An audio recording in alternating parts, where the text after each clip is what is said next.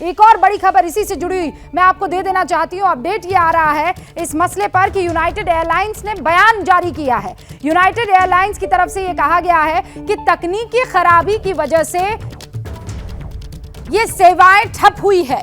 United airlines का पहला बयान, तकनीकी दिक्कत दूर होने तक उड़ान हम नहीं भर पाएंगे, ये कह दिया गया। अलग अलग एयरलाइंस की तरफ से ये बयान आने लगे। फेडरल एविएशन के सर्वर में खराबी आ गई है और इसीलिए जब तक इसे सॉल्व नहीं कर दिया जाता तब तक हम उड़ान नहीं भरेंगे।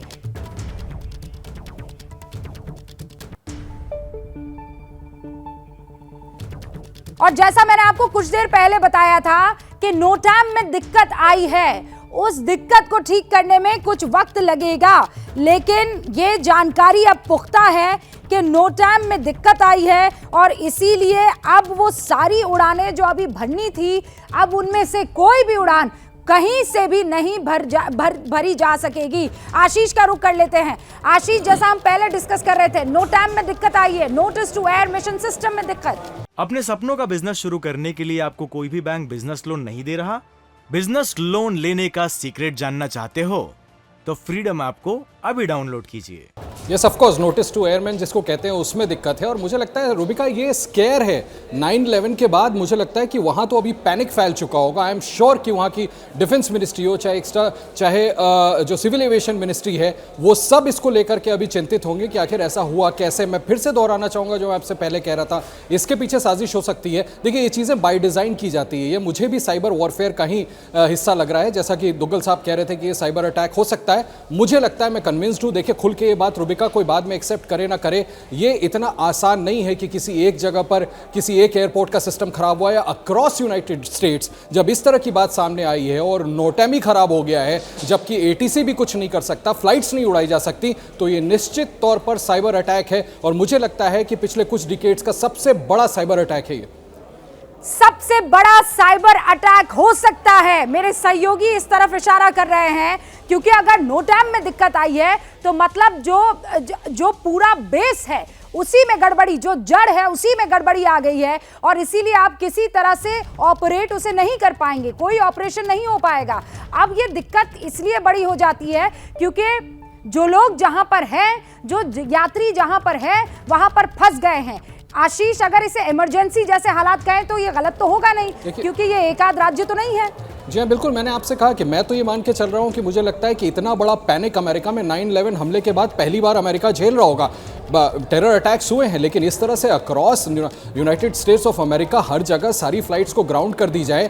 फिर से मैं दोहराना चाहूँगा, कोई एक आइसोलेटेड इंसिडेंट नहीं है, किसी एक एयरपोर्ट पे नहीं हुआ है। ये चीज़ें वेल प्लान तरीके से की जाती हैं कि आप किस तरह से एविएशन सिस्टम को अमेरिका के इम्पैक्ट करना चाहते हैं। और ये मोस्ट डेफिनेटली, मैं फिर दोहराऊंगा, देखिए, ये संभव है कि वहाँ की एजेंसीज इसको खुल कर ना बताएं। कुछ घंटे बीत जाते हैं और आपके वर्ल्ड के बेस्ट टेक्नीशियंस वहाँ बैठे हैं, इसको एड्रेस नहीं कर पा रहे हैं, सिस्टम को ठीक नहीं कर पा रहे हैं। फ्लाइट्स जहाँ उतरी हुई हैं वहाँ की उतरी हुई हैं। अमेरिका अभी मुझे लगता है एक डीप क्राइसिस में है, जिसको सॉर्ट आउट करने के लिए अब तो मुझे लगता है कि ये बियॉन्ड चला गया होगा। अमेरिका ने कई देशों से इसमें मदद भी मांगी होंगी कि इसको सॉर्ट आउट कैसे किया जाए। और बड़ा इंपॉर्टेंट रहने वाला होगा आने वाले दिनों में कि अमेरिकी एजेंसीज जांच करके क्या बताती हैं कि आखिरकार इसके पीछे है क्या। मैं फिर दोहराऊंगा, ये साइबर अटैक है। बिना साइबर अटैक के ऐसा करना नामुमकिन है रूबिका।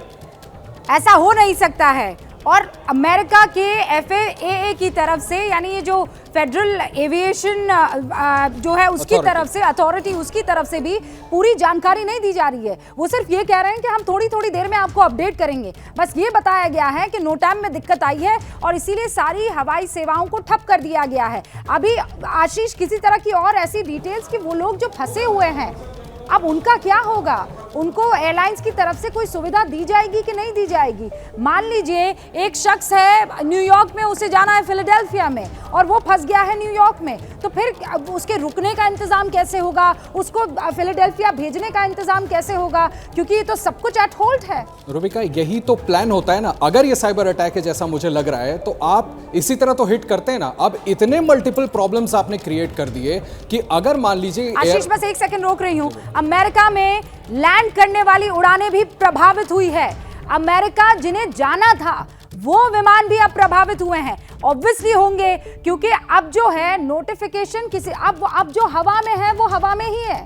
उनको दोबारा या तो लौटकर जहां से उड़ान भरी गई थी वहां जाना पड़ेगा, क्योंकि ये तो पूरी दिक्कत आ गई है। जो लोग ग्राउंड पर हैं वो फंसे हुए हैं, जो हवा में हैं वो फंसे हुए हैं, जिनको अमेरिका जाना है वो फंसे हुए हैं, जिनको अमेरिका से कहीं और जाना है, जो डोमेस्टिक फ्लाइट्स है, सब कुछ इस वक्त एट हॉल्ट है, सब कुछ रुक गया है। वहां हवाई सेवा ठप है, फुल स्टॉप इस वक्त लगा हुआ दिखाई दे रहा है, क्योंकि फेडरल एविएशन अथॉरिटी की तरफ से कोई पुख्ता जानकारी नहीं दी जा रही है। आशीष, जो उड़ानें हवा में हैं उनके पास अब और क्या चारा है? या तो वो वापस वहीं जाएंगी जहां से उड़ान भरी है, या कहीं और उनको वहां लैंड करना होगा। रूबिका, आपने अमेरिका ट्रैवल किया, अब आप सोचिए ये कितना बड़ा अक्यूट क्राइसिस है कि जो फ्लाइट्स अक्रॉस नॉर्थ अटलांटिक आई हैं, जो यूरोप होते हुए पहुंची हैं, पेट्रोल भराया जाता है। अगर आप डायरेक्ट फ्लाइट्स हैं ही कितनी, ऑलमोस्ट लगभग सभी फ्लाइट्स को कहीं ना कहीं बीच में हॉल्ट लेकर के एविएशन फ्यूल लेना पड़ता है, वो कैसे वापस जाएंगी?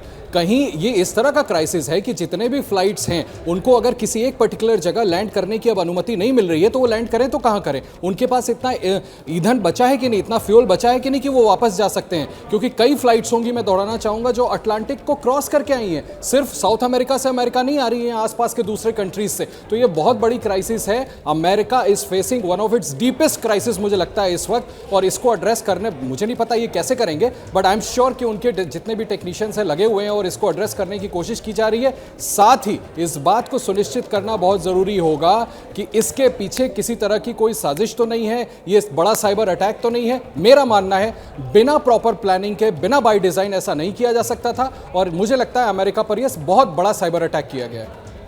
अमेरिका की ही बात नहीं रही ना आशीष, अब तो ये अक्रॉस और बियॉन्ड अमेरिका चली गई है, क्योंकि जितनी भी अमेरिकी एटीसी से कनेक्टेड फ्लाइट्स हैं उन सबको भी प्रभावित होना पड़ा है। उन सबको भी अब किसी ना किसी कीमत पर इसका इफेक्ट, इसका इम्प्लीकेशन, इसका जो आफ्टरमैथ है वो भुगतना पड़ेगा। अमेरिकी एयर ट्रैफिक कंट्रोल से कनेक्टेड जितनी भी फ्लाइट्स हैं अब वो भी किसी ना किसी वे में प्रभावित होगी। यानी ये बहुत सोची समझी साजिश के तहत, बहुत सोच विचार कर उठाया गया कदम है, और ये किसी और पर नहीं, ये सुपर पावर पर किया गया हमला है।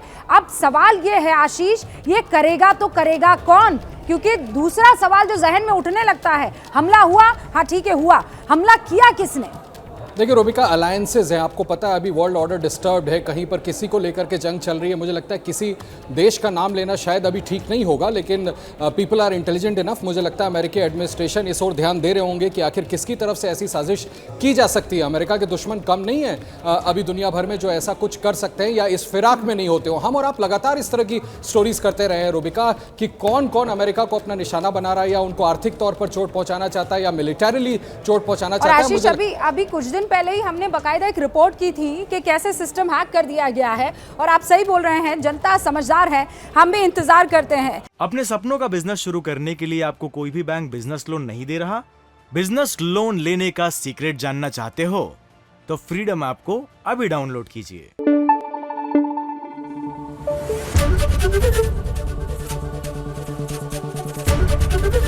एबीपी न्यूज आपको रखे आगे।